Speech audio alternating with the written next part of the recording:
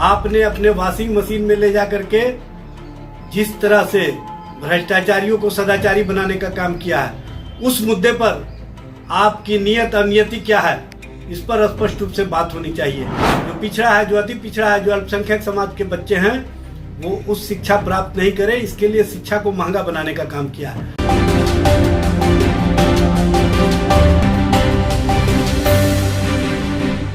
चुनावी शोर के बीच बयान भी अब तक तर्कश निकलने लगे हैं। बिहार के उप मुख्यमंत्री विजय कुमार सिन्हा तथा जनता दल यूनाइटेड बिहार प्रदेश के अध्यक्ष उमेश सिंह कुशवाहा ने जहां लालू परिवार पर निशाना साधा है, वहीं राजद के प्रवक्ता एजाज अहमद ने भी भाजपा पर देश को मुद्दे से गुमराह करने का आरोप लगाया है। देखिए इस रिपोर्ट में एजाज अहमद किस तरह से आरोप लगा रहे हैं। जनता के सवालों पर घिर चुके हैं। नौजवानों के रोजगार के मुद्दे पर आपके पास कोई जवाब नहीं है, और आपने जिस तरह से भरम और धर्म की राजनीति की, उस राजनीति का जवाब प्रथम चरण के चुनाव में जनता ने दे दिया है। और आपके जुमलाबाजी और भरम और धर्म की राजनीति को कहीं ना कहीं लोगों ने प्रथम चरण के चुनाव में अस्वीकार कर दिया, और लोगों ने बता दिया है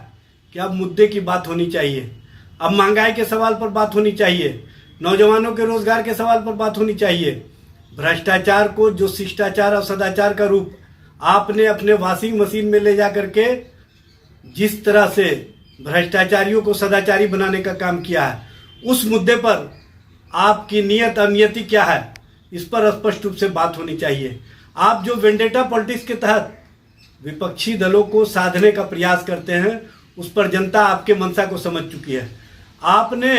नई शिक्षा नीति के माध्यम से जो गरीब है, जो शोषित है, जो वंचित हैं, जो दलित है, जो आदिवासी हैं, जो पिछड़ा है, जो अति पिछड़ा है, जो अल्पसंख्यक समाज के बच्चे हैं, वो उस शिक्षा प्राप्त नहीं करे, इसके लिए शिक्षा को महंगा बनाने का काम किया है। अब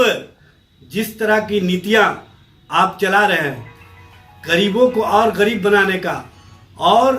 कहीं ना कहीं हम दो हमारे दो की नीतियां चला करके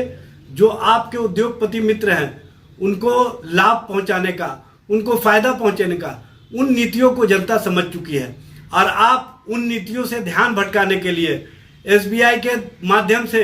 जो इलेक्टोरल बॉन्ड पर माननीय सर्वोच्च न्यायालय ने कहीं ना कहीं